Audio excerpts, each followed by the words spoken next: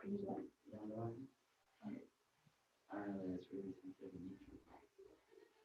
Because the midterm was possibly. Consider that. Yeah, what I want to do, if we can we order,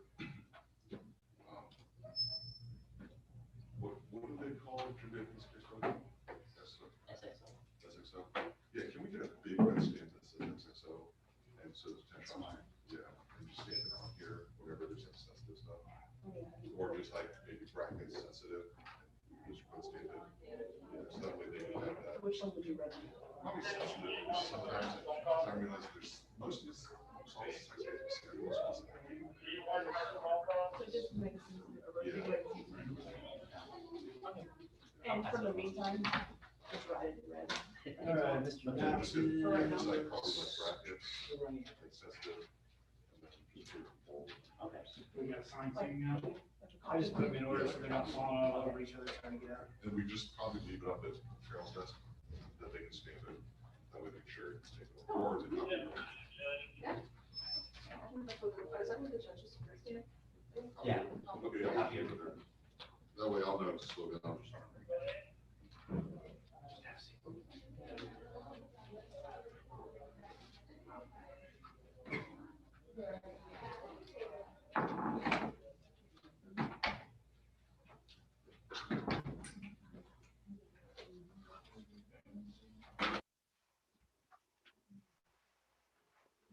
She's not.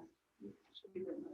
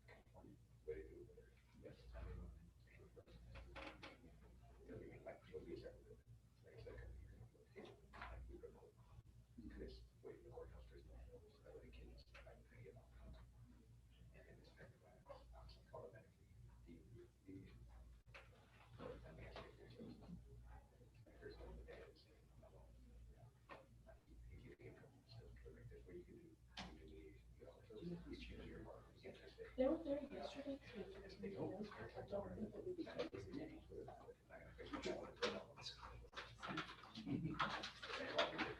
Yeah, we'll do that first.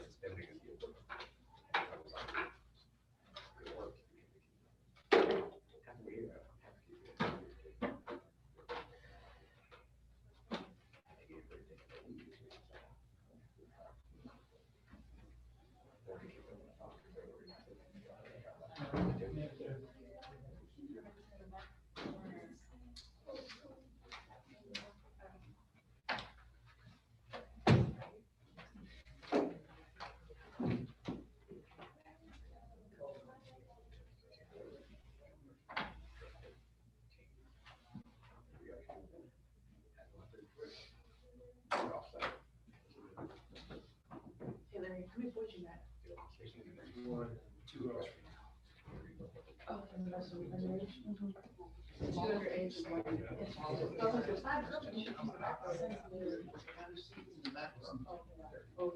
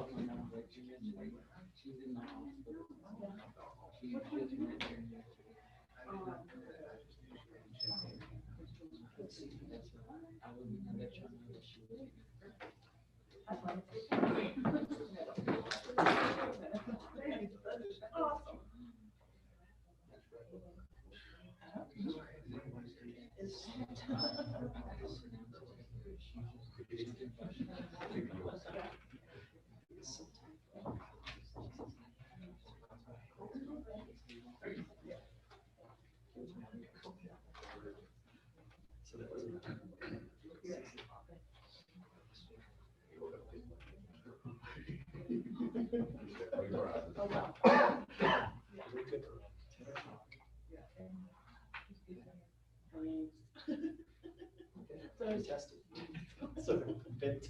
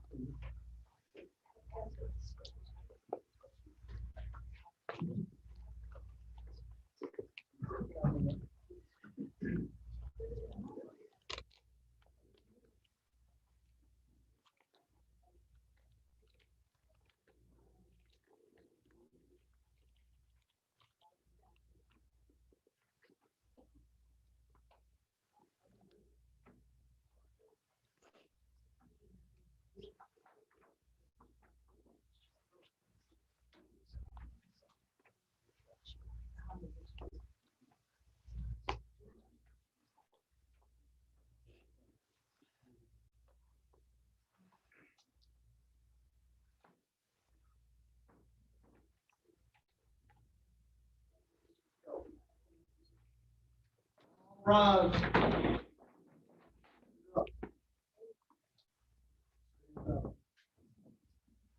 Who's your student?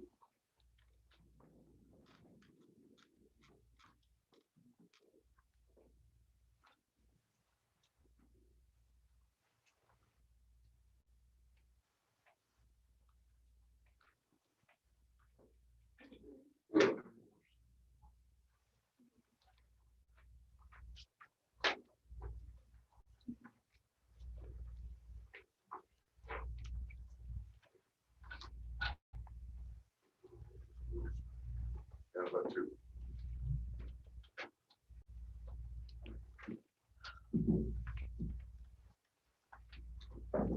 All right, so this is the detention docket for the 29th. I'll explain what's going on. The law says when a child's brought to our facility, you have to see a judge within 2 business days. The judge has to decide whether to keep you in custody or to release you. All right.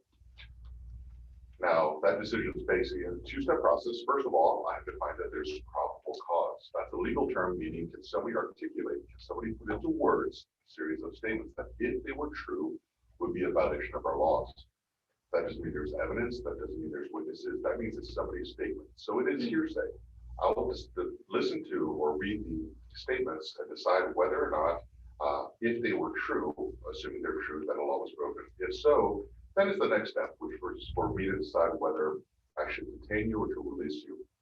And that is going to be based on factors such as if you would be a danger to yourself, in my opinion, if you'd be a danger to others, if you're likely to not show up in court, or if previously been adjudicated for a felony, all these different factors. Now, once I consider those, I'll decide to keep you or to release you. If I keep you here, then the law says you have to see a judge every 10 days while you're here for me to make that decision again. That's to make sure that no child is forgotten in our detention facility. I will let you know now that there will be information that I do not have when I'm doing these reports. And if there is information that you think is necessary for your case or helpful for your case, I advise you to tell your attorney. Do not tell me here today. The reason why is because there are prosecutors in this room that are taking notes, and I don't want you to say anything that may make your attorney's job harder than it may already be. This also goes for the parents. I am certain there is information about your child's behavioral or mental or physical issues. This is not necessarily the time for it. That is something that you need to tell your attorney, your child's attorney, so that the attorney can decide when to support for this case. I want to remind everyone, this is not the trial. This is not about whether you did or not. I'm not sentencing anybody. This is simply about detaining you while your case is pending. Right, now you do have certain rights at this hearing. Most importantly, you do have a right to remain silent. You do not have to say anything at all. I'm not going to ask you questions about your offense unless it's with the permission of your attorney. Now, I advise you to use that right to remain silent. Your attorney is going to advise you to use that right to remain silent. However, if you refuse to take the advice of me or your attorney, then anything you say at a detention hearing cannot be used against you in any other type of court setting.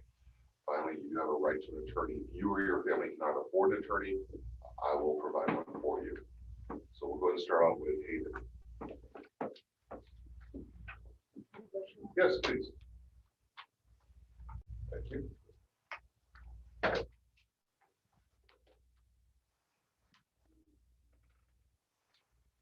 All right. So Hayden, this is the, weaving traffic, was on probation and field sobriety test and arrested for DWI. Also found with what field tested to be cocaine under a gram. And so now he has the felony offense. He was on probation for misdemeanor assault family violence. When he came in, he was positive for marijuana and cocaine. All right, so Mr. Beaver, you requested this detention hearing. Yes, Your Honor, for 3 reasons. One is because I believe that Hayden's mother scheduled an appointment with MHMR and we're trying to get him back on board so he can receive services there. Another was that I had another hearing today, so to promote judicial. Okay. And because on level 1 outstanding, asking that he be released on a monitor so he can attend the meeting with MHMR and start receiving some services that we offer. Okay, what was this other hearing today? No, my other hearing. Oh, you had another, oh, Yes, Your that makes sense. All right, so do we have Mom here? Honor. Hello. Hi. Okay, so let me ask you this. I'm very concerned about the cocaine. Okay, he tested positive and he hasn't had possession of cocaine. So that is,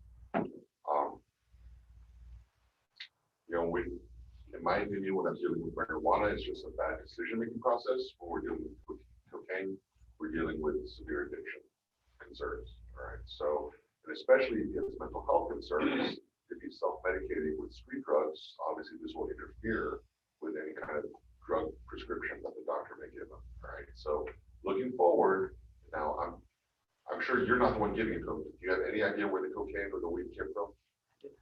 Okay. So now let's just look forward. What is the plan so that I don't have to worry about Hayden ended up acquiring more marijuana or cocaine? Well, we'll start MHMR. Okay. He has his appointment Thursday. We'll start MHMR. He'll do the whole drug counseling, his getting back on his meds, Okay. and some counseling for some other things that have happened, Okay. some other incidences that I think are kind of affecting him right now. And we'll take it from there. He's done it before. It really helped. Okay.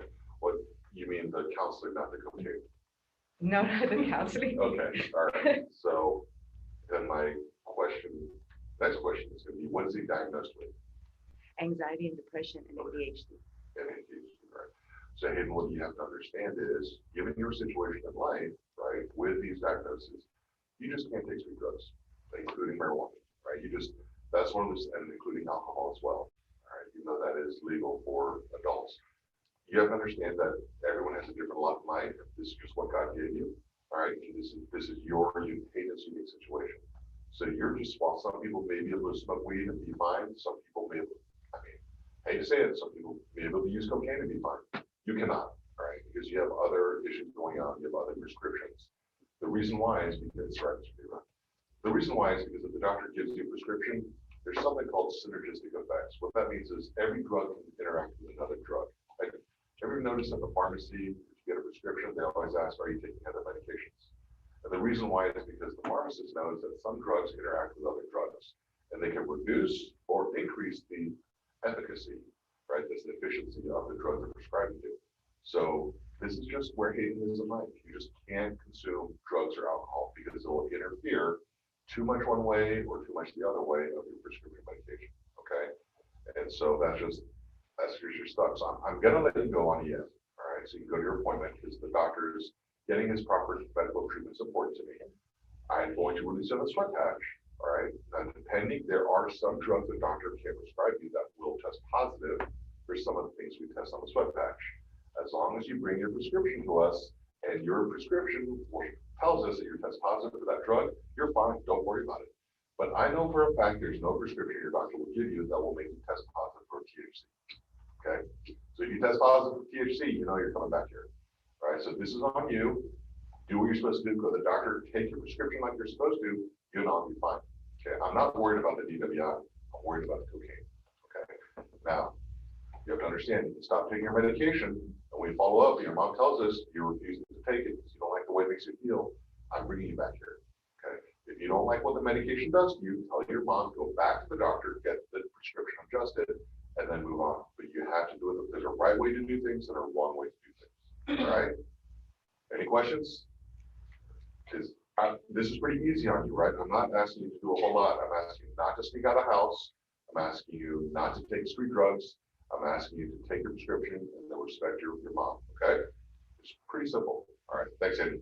Thank you. Thank you, Mr. Beaver.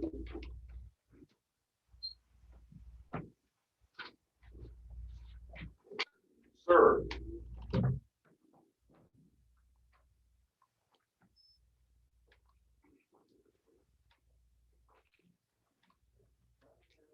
Yes, sir. Thank you.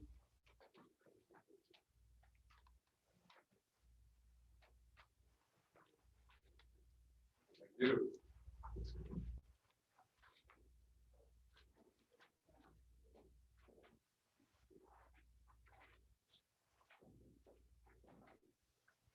Okay, sir.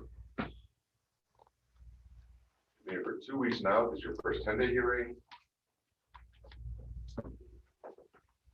You've never been here before.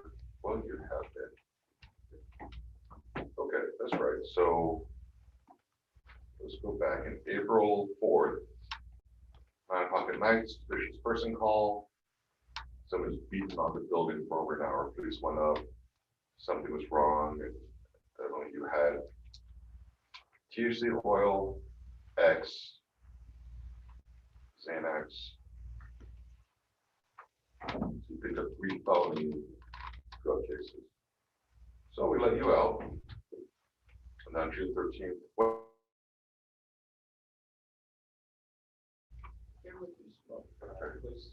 like I'm wondering how long he was on the street before June 4th or June 13th. I believe he was released at his first. Okay. All right. So you were in here, you behaved, we let you go. On June 13th, 5 o'clock in the afternoon, there's a shooting call. 20-year-old victim in front of an apartment bleeding from a gunshot wound to the head. EMT is treated, transported to hospital. Witnesses gave up counts. You both, the victim and the suspect. They said they were talking on the porch, talking to you when the victim came up to talk. When they were talking, he said he pulled out a pistol and shot him 1 time in the head, but ran on foot. Called 911. Medics came and photo lineup, you identified, arrested for impertinence. Well, sir, do we have a parent here? No, sir. No, all right. Okay, sir. Well, I'm going to find there is probable cause for your detention, and that if I was to release you, you would be a danger to the community as well as yourself. I'm going to continue to detain you. Thank you, sir. And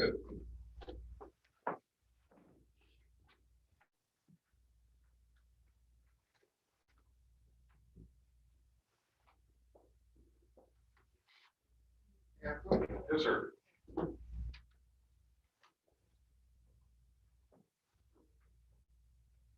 Thank you.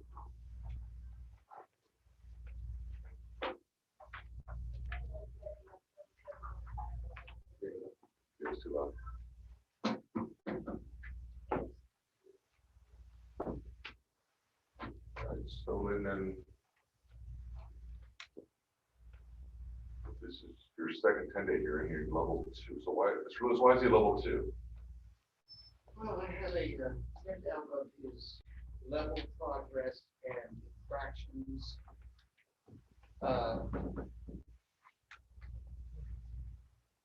he hasn't included any major, there was a confinement for resident initiated separation, but for the most part, just to consolidate it, is minor infractions that keep him from achieving level 1 or 1 outstanding status. Just like life, you can have a whole bunch of minor infractions that keep you from succeeding, right? All right, well, so it is what it is. Then you're brought here in May. We're saying, do we have a parent here? Yes. Oh, hello. Okay. 11 o'clock, people, police dispatched domestic. When they got there, met with mom's boyfriend. They said that mom and boyfriend, let's see, they found you in the process of moving his car and told you not to. You said your mom gave permission to do it anyways, so you might call the police. So you moved the car anyways, so it's like defiance. Like those little things that prevent you from succeeding, right? Okay, so boyfriend took the cell phone, made a gesture like he was gonna call the police, which you put the car apart, went to the driver's side door. And then Emily, you, I guess, kick the door open, hitting him. That's why I said you're a pussy. So he walked inside the house, allegedly you attacked from behind, this is what you deserve to call the police on me. And he restrained you, but you were hit in the face, bit him in the chest. Mom tried to assist, but swung at your mother and missed. Picked up rebar and hit his vehicle 3 places, cost $600 and he just took off running.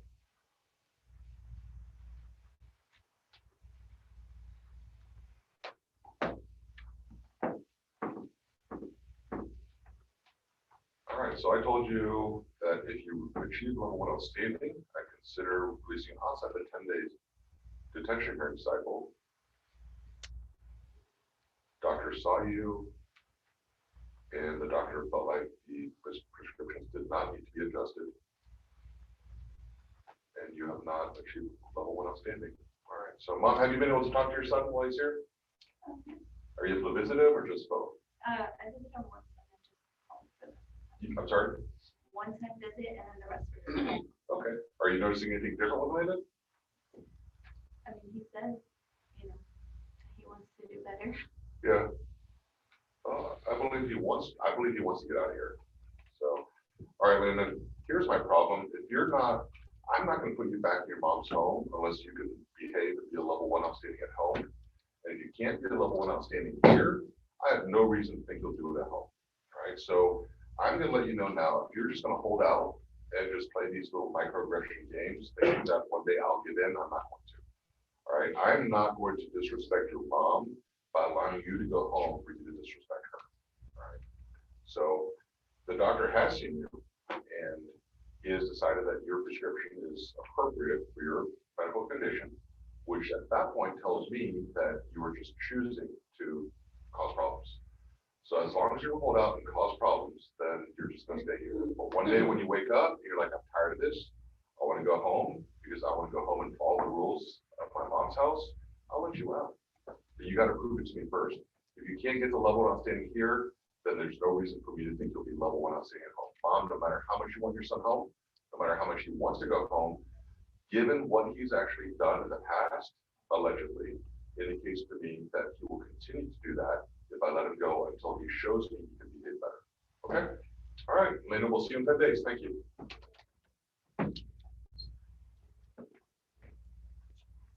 Nathan.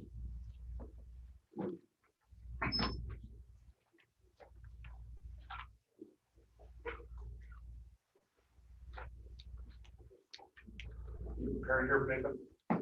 Yes. Thank you.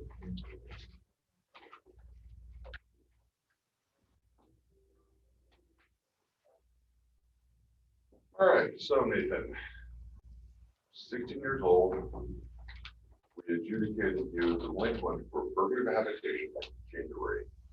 That was involving a firearm, theft of several guns. You were placed on 2 years of probation, and that was on March 10th. On May 20th, we issued a warrant because you ran away, and you were brought over here when you returned home. June 8th, Judge Porter released you on electronic monitor with a sweat patch. A week later, we tested the sweat patch for positive cocaine and THC. We issued a warrant for you and you removed your EM and ran. Did we call and let him know that we're issuing a warrant? Oh, Your Honor, he removed it again. That's fine. Just on his own? Yeah. Okay. So finally, a month later, we picked you up and brought over here on the warrant, positive cocaine and THC again. Was this a determined or indeterminate amendment? Indeterminate. Indeterminate. All right, well, JPD is recommending for inpatient substance use treatment at QRC.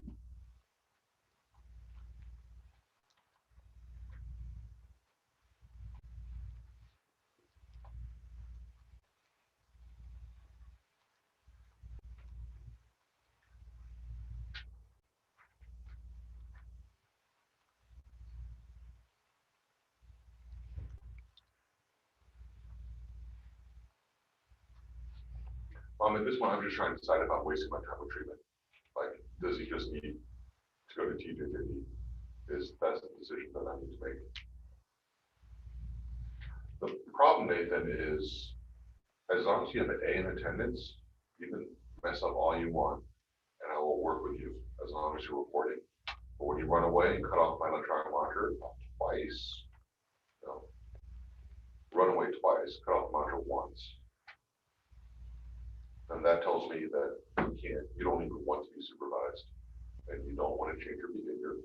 And if that's the case, that's what TJJD is for. Mom, his tattoos, where are they coming from?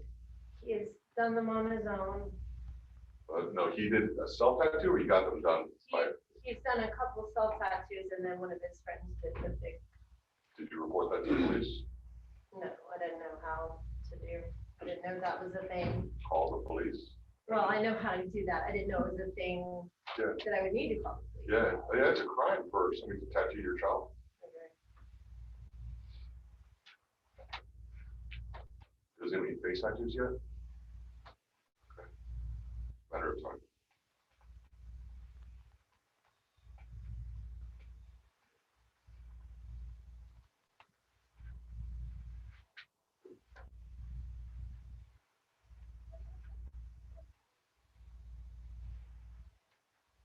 Mental health issues has been diagnosed. Well, we were in the process of it through MHMR, initial diagnosis of ODD and DMDD. Yeah, I can tell his attitude signature tells me everything.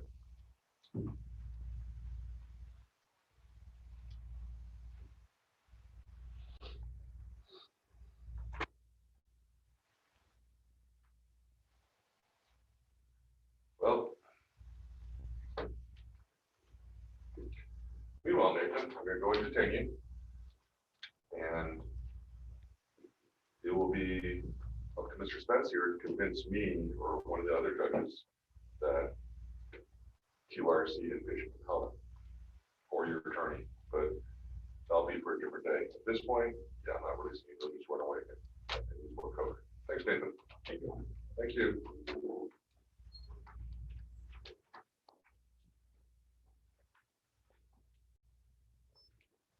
Samaya.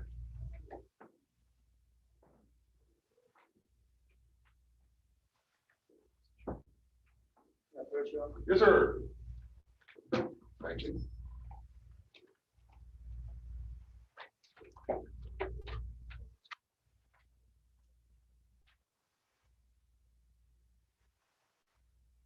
Have we not met before? No? Okay. You look familiar. All right, somebody, you never had to take the girl, you're 16. Forward PD brought you in. They're saying about a little past a minute. Do we have a parent here? Okay, hello. Hi. Okay, so a little past midnight, they were dispatched to domestic. Police said when they got there, there's an argument between Samaya and her 8-year-old brother who had said she had taken his vehicle and had a knife. So police reports said officers saw her holding a 5 to 6 inch knife in each hand with her arms outward, yelling and threatening serious bodily injury or death, and walking towards her brother. Police intervened, tased her. No. Oh, pointed at the taser. That's when I got in front of her. That's when what? I got in front of her. You got in front of her, okay. He's not finished. I thought it was a gun. Okay. Told her to drop the knives and the actually said, while on the scene, talk to a witness who's reported Samaya before entering the residence, state your brother, I'm gonna stab you. Okay, so does the brother live with you? He does. He's 18. He's 18, okay. Is he in school 18 or is he still a student? All right, He's still a student. He works. sure. So mom, tell me what's really going on here between Samaya and her brother. Honestly, to tell you, I don't know. Samaya always had issues with being the op all of the four I have. She, of course, I guess. Is she the youngest? No, Okay. there's two under her, Okay. 13 and 12. So, with the oldest two is being rocky. Like I stated to Mr. Lenny that, of course, we had, I don't know, she could be grieving because mom passed years ago, her stepfather passed years ago, her dad's still alive. But of course, he's serving prison time somewhere. But I think it's just a cycle.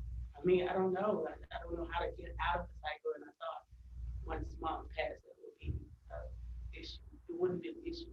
But with her, she seemed to be rebellious. She seemed to be defiant. She seemed to not really want to go off and listen to my rules at home. Sure. So Have you had her ever diagnosed for mental health? she's been at Millwood twice. Okay. What is she diagnosed with? The DMD, but it was that first, and then it went to, I want to say DMD, just the Okay, sure. Is she on medication? depression mood or something, Yeah, anything else or just those two? just those. Okay, is she on any prescription? When's the last time she saw the doctor? The last time she was on a prescription for that type of issue was earlier this year. No, last year. Because in 2019, I think that's when she got first time at Millwood, and then it came back beginning of the year in So January. mom, you know it doesn't come back. It's always there. Yeah. Okay. All right. I know, but I All right. mean, being the fact that I listened to her because she said it made her feel funny, she didn't like the way it made her feel. Of course, when she's on the medication, she's calm, she's nice, but it seems to be like when she's not on the medication, Sure. she gets defiant. That's one of the things that keep So do you still have a valid prescription or is that all run out? No. All right. And the doctor that saw her was at Millwood, correct? Yes, sir. All right. So what I'm gonna do now at this point.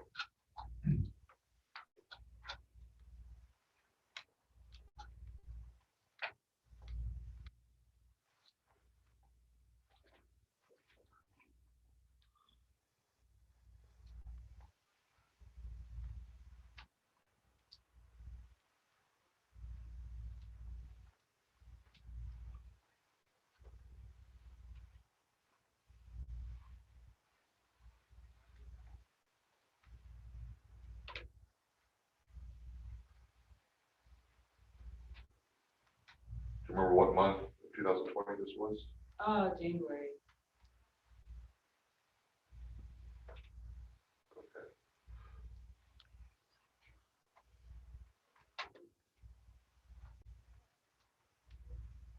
Zamaya, I'm going to detain you for a couple of reasons. One is I want you to see a doctor.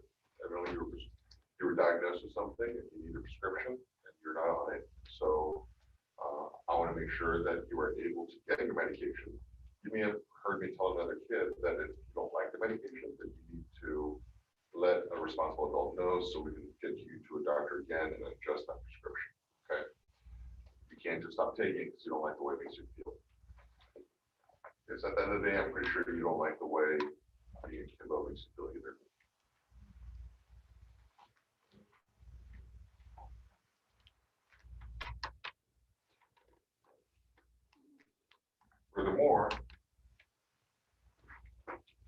Furthermore, I would like you to get this prescription, show me that you can take the medication, see how your behavior level is. If it's working, then I see no problem with you getting to level 1 outstanding. If it's not working, you'll have struggles, and we'll refer the doctor to see you again. Also, I'll let you know that it's very difficult for me to release you to your mom because your brother, who is the victim allegedly of this offense, also lives in that home. And I don't want you to put you back. I don't want to put you back in the same situation where he or you may get hurt. Okay. So at this point, I need things to settle down. I also need you to see a doctor again. I need you to show me that you take your medication. Then I'll start reviewing this and making a decision. But until then, I think that's a danger for me to release you. Okay? Thank you, Zoe. Thank you. Thank you. Zamaya has asked me to let the court know that she's not opposed to taking her medication and that she is open to taking the medication and she's hoping that once she takes the medication, she can continue that she will do everything she needs to do so she can be considered for release the next time she has detention. Okay, so Zamaya, I just want you to know that medication is part of it, but then I'm gonna have to talk with your mom to figure out a safe place to release you, because I'm very hesitant to release you back to the same household that your brother, who is the alleged victim in this case, would live in. I don't want to give you the opportunity to stab him, okay? I don't know if it's true or not, but that's what the police report says. So that is my other concern. So just taking your medication, getting level 1 outstanding, doesn't automatically mean I'm going to release you. That means that's the first step. Then I start weighing the options, consider what's going on, and then make a decision from there. Okay? All right, thank you. Yasmin.